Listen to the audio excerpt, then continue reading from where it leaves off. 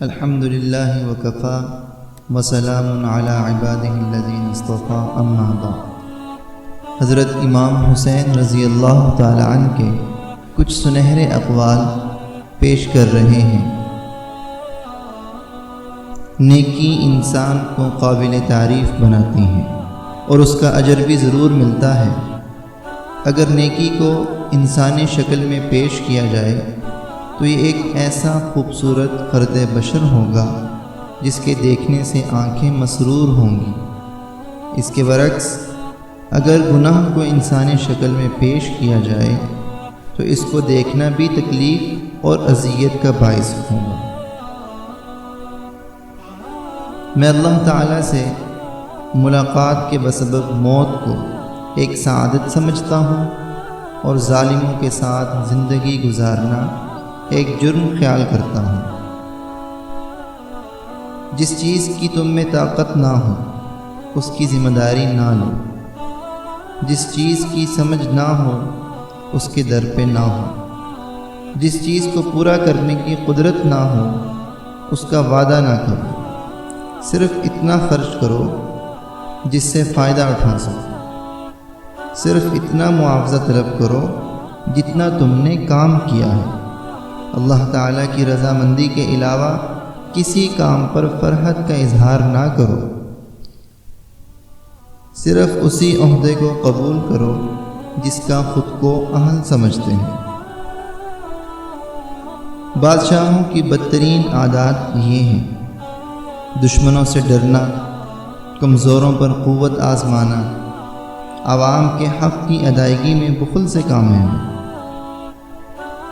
بہترین مال وہ ہے جس کے ذریعے عزت کی حفاظت کی جائے۔ جو کوشش کرے گا سردار بنے گا، جو بخل کرے گا ذلیل ہوگا۔ جو اپنے بھائی کے فائدے کے لیے بھاگ دوڑ کرے گا کل اللہ تعالیٰ کے دربار میں اسے اپنے لیے موجود پائے گا۔ تجربہ انسان کا ایسا ساتھی ہے جو اسے اس وقت ملتا ہے جب وہ بہت کچھ کھو چکا ہوتا ہے اور اس کے پاس ان تجربوں سے فائدہ اٹھانے کے لیے تھوڑی سی فرصت باقی رہ جاتی ہے۔ جو انسان کی عمر بڑھتی ہے اس کے تجربات بھی بڑھتے رہتے ہیں۔ فطرت کا مشاہدہ کرنے سے معلوم ہوتا ہے کہ انسان کے تجربات اس کی اپنی ذات کے لیے نہیں بلکہ دوسروں کے لیے ہوتے ہیں۔